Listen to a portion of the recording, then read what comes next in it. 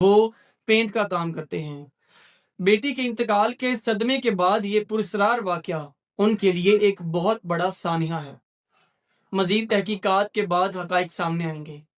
اللہ کرے کہ لواحقین کے خدشات درست نہ نکلیں، اور اگر یہ واقعہ واقعی ایسا نکلا جیسا اندیشہ ظاہر کیا جا رہا ہے تو یہ ہمارے معاشرے کے لیے انتہائی تشویشناک بات ہوگی کہ مرنے والے انسان کو بھی قبر میں بھی تحفظ میسر نہیں ہے۔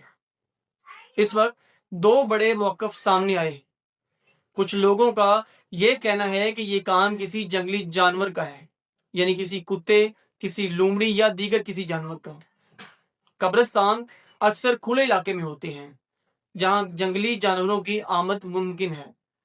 کئی بار جنگلی جانور زمین کھود کر مردہ جسم تک پہنچنے کی کوشش کرتے ہیں، خاص طور پر اگر زمین نرم ہو یا پھر تازہ کھودی گئی ہو۔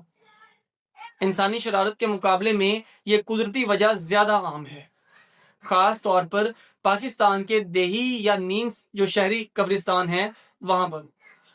لواحقین کے مطابق قبر کے اوپر رکھی گئی پلاسٹک شیٹ اور مٹی میں کسی جانور کے پنجوں یا خد و خال کے نشان بالکل بھی موجود نہیں تھے۔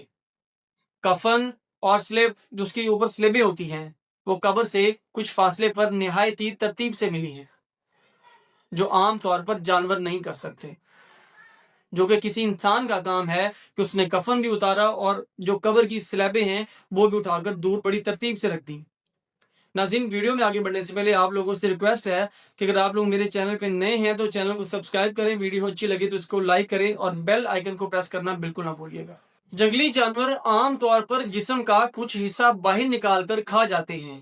مکمل جسم غائب کرنا ایک غیر معمولی بات ہے۔ دوسرا موقع